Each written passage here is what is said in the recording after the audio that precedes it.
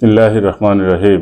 প্রিয় তজুমুদ্দিনবাসী, আসসালামু আলাইকুম। ফিলিস্তিনে ইসরায়েলি বর্বরোচিত হামলার প্রতিবাদে ও গণহত্যার প্রতিবাদে সোহরাওয়ার্দী উদ্যানে আগামীকাল 12 এপ্রিল রোজ শনিবার মার্চ ফর গাজা কর্মসূচি আয়োজন করা হয়েছে। প্রিয় তজুমুদ্দিনবাসী, আপনাদেরকে দেশমাতা বেগম খালেদা জিয়া ও তারুণ্যের অহংকার জনাব তারেক রহমানের পক্ষ থেকে মার্চ ফর গাজা এই কর্মসূচিতে সাফল্যমণ্ডিত করার জন্য বিশেষভাবে অনুরোধ করা যাচ্ছে।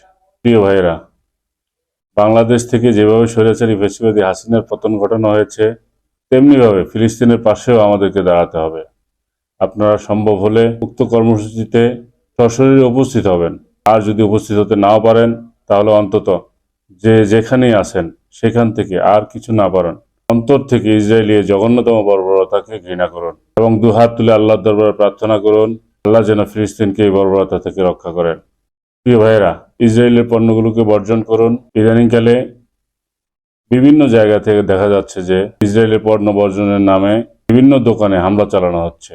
মনে রাখবেন, আমরা যেটি বর্জন করতে চাই সেটি কেড়ে নেওয়া অপরাধ। সুতরাং সবাইকে এই ধরনের অপরাধ থেকে বিরত থাকতে হবে। সবশেষে ইসরায়েলি এই জঘন্য বর্বরতাকে রুখতে সবাইকে এগিয়ে আসার আহ্বান জানাচ্ছি। ধন্যবাদ সবাইকে।